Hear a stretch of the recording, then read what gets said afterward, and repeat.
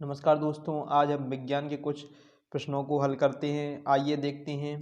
पहला प्रश्न है, संपूर्ण शरीर में किसी असमान या विकृति का पता लगाने के लिए किसका प्रयोग किया जाता है? तो वो उसका उपकरण का नाम है हमारा क्या? CT scan. सीटी स्कैन का प्रयोग किया जाता है शरीर की किसी असमान विकृति को ज्ञात करने के लिए कि शरीर में कहाँ पर हमारा प्रॉब्लम हो रहा है। तो इस प्रकार की ये मशीन रहती है, इसमें बॉडी को अंदर किया जाता है और ये इस तरह से रिजल्ट आ जाता है इसका। अब नेक्स्ट क्वेश्चन देखते हैं कि कौन सी गैस कैंसर के इलाज में प्रयुक्त की जाती है? तो वो हमारी है कौन सी? रेडॉन गैस कैंसर के उपचार में प्रयोग की जाती है। अब नेक्स्ट क्वेश्चन देखते हैं हम कि किस रोग में रोगी का ओंठ बीच से कट जाता है तथा तालू में दरार पड़ जाती है, उसका नाम है पटाऊ सिंड्रोम। और ये दोस्तों आनुवांशिक बीमारी है।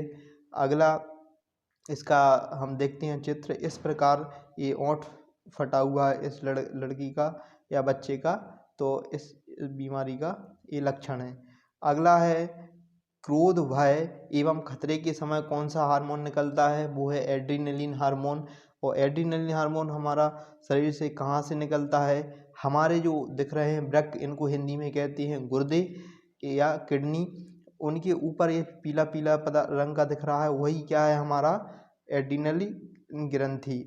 तो एड्रीनल ग्रंथि से क्या निकलता है? Adrenaline hormone. इसको लड़ू या उड़ू का हार्मोन भी कहा जाता है। अगला है, चेहरे में कितनी हड्डियां होती हैं? तो दोस्तों चेहरे में 14। याद करने का क्या है कि चा से चेहरा और चा से 14। ठीक है, तो इसको आप ध्यान रखना। और इसमें आपको दिख रहा है कितने हैं, फेशियल में कितने हैं? ये 14 बोन्स होती हैं। अगला है, शरीर में वृक्क का क्या काम है? वृक्क मतलब किडनी या गुर्दे, उनका क्या काम है? रक्त को छानना। रक्त को छानना, रक्त को किस प्रकार छानते हैं? तो आइए देखते हैं। ये हमारे यहाँ चित्र दिख रहा है, इसमें दिया है। तो हमारे वृक्क ये लाल लाल कलर के दिख रहे हैं, ये वृक्क हैं।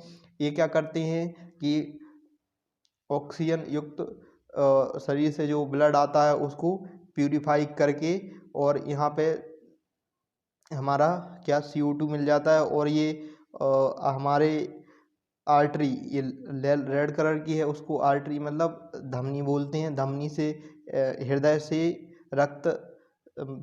से शरीर की ओर रक्त आता है धमनी से। और ये नीले रंग का दिख रहा है, इसको सिरा बोलते हैं। सिरा से जो CO2 युक्त रक्त है वो हमारे हृदय में पुनः चला जाता है छन कर, किससे? हमारी किडनियों के द्वारा। और जो ब्लड में अपशिष्ट पदार्थ रहता है वो छनकर कहाँ पे? यहाँ पे यहाँ लिखा है ब्लैडर, मतलब कि मूत्राशय में भर जाता है और यूरेथ्रा के द्वारा बाहर निकल जाता है। अब नेक्स्ट क्वेश्चन देखते हैं हम। दोस्तों वीडियो को पूरा अंत तक देखिएगा, आपको मज़ा आता जाएगा। मैं चित्रों के माध्यम से पढ़ाया जा रहा है और इससे आपको याद करने की प्रवृत्ति बनी रहेगी। अगला प्रश्न है हमारा, मूत्रालय के पास से गुजरने पर एक तीखी गंध का एहसास होता है, वह कौन सी गैस है? वो है अमोनिया गैस। अमोनिया गैस, ये जब आप निकलते होंगे, ये मूत्रालय का है डायग्राम, तो चित्र वहाँ से आप निकलेंगे तो एक तीखी गंध की बदबू आएगी, तो वही कौन सी गैस है? Ammonia gas. अमोनिया गैस कहाँ उपयोग होती है? यूरिया बनाने में। यूरिया हमारा खेतों में उर्वरक की तरह उपयोग किया जाता है, और यूरिया प्रयोगशाला में बनाया गया पहला कार्बनिक यौगिक है। अब और यहाँ पे एक पीला चित्र दिख रहा होगा आपको, पीला भरा हुआ, ये क्या है? ये पेशाब है। पेशाब का पीला रंग किसके कारण होता है? वो पूछते हैं। तो पेशाब में जो पीला रंग होता है वो यूरोक्रोम के कारण होता है। अब हम आगे चलते हैं नेक्स्ट क्वेश्चन की ओर। हृदय में कितने वॉल्व होते हैं? तो हृदय में कितने वॉल्व होते हैं? 2 वॉल्व। एक तो बाइकस्पिड वॉल्व, एक होता है ट्राइकस्पिड वॉल्व। अच्छा, 2 वॉल्व होते हैं। और कितने कक्ष होते हैं हृदय में? 4 कक्ष होते हैं। मानव हृदय में कितने कक्ष होते हैं? 4 कक्ष होते हैं। अच्छा, पूछा जाता है कि हृदय की आकृति किसके समान है, तो वो है हमारी बंद मुट्ठी के समान। ये सिंपल से प्रश्न आते हैं। अगला प्रश्न देखते हैं हम। वो आपको ये हृदय की आकृति दिखी रही होगी, इस प्रकार से हमारा हृदय रहता है।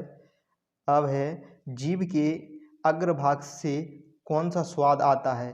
दोस्तों कितना मज़ेदार क्वेश्चन है, आपने खाया होगा लेकिन कभी आपने एहसास नहीं किया कि कहाँ जीभ के किस भाग से कैसा हमको स्वाद लगता है। तो आइए अब हम जानते हैं।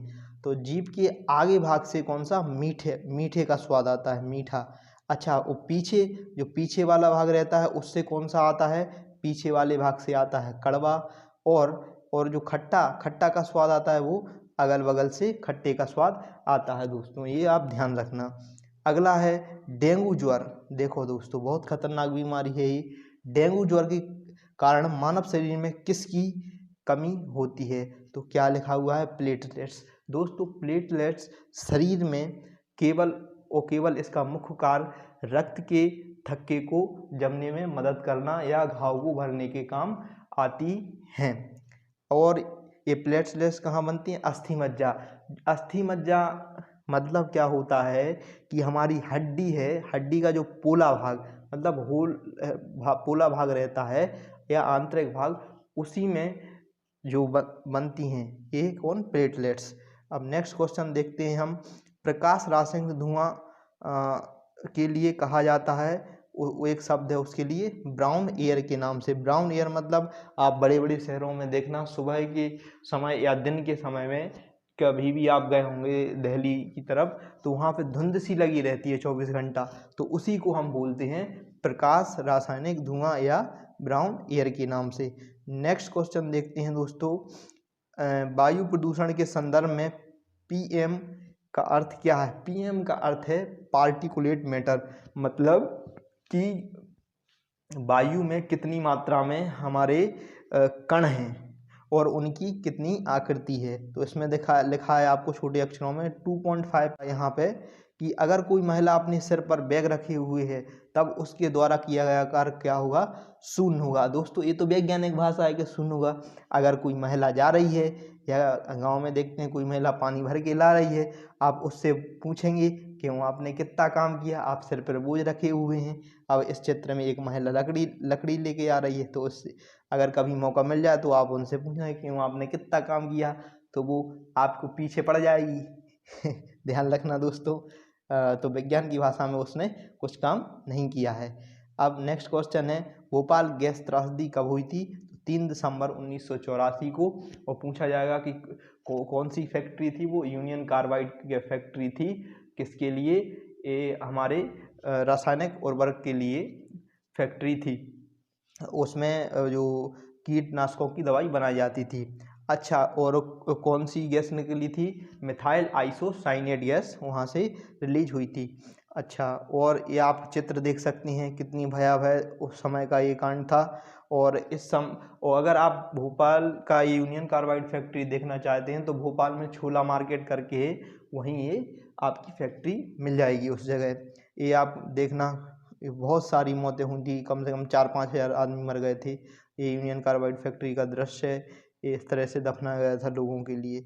और पारा, अगला क्वेश्चन है, पारा युक्त जल को पीने से कौन सा रोग होता है। तो पारा युक्त जल को पीने से मिनीमाता रोग होता है। मिनीमाता रोग क्या है कि इसमें आपके देखो ये हाथ वगैरह है तो ये सिकुड़ जाते हैं पैर, तो इसी को क्या बोलते हैं हम, मिनीमाता रोग बोलते हैं। ये हमारे जल में पारे की मात्रा ज़्यादा हो जाती है। अच्छा, आपने पारा कहाँ देखा होगा, डॉक्टरी थर्मामीटर में आपने पारा देखा होगा।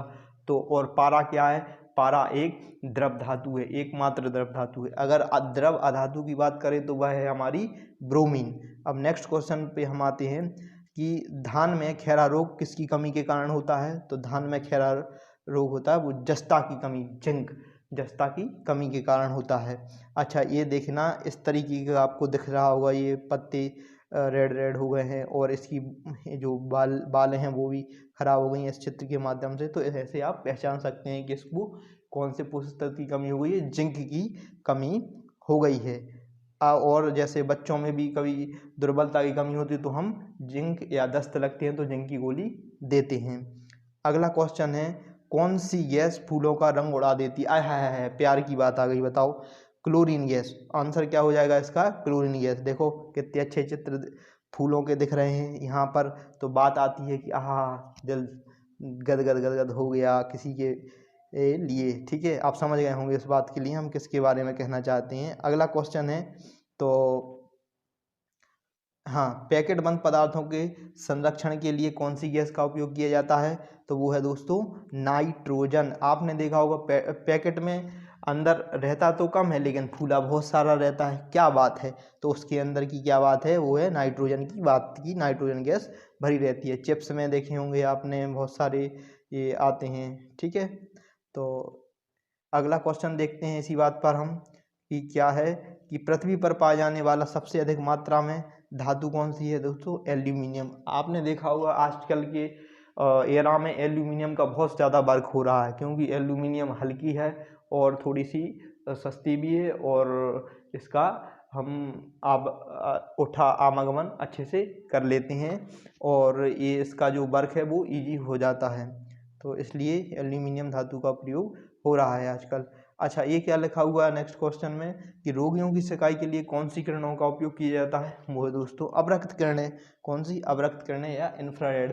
अवरक्त किरणें क्या होती हैं कि ये किरणें विद्युत चुम्बकीय किरणें हैं, मतलब कि अनुप्रस्थ किरणें हैं।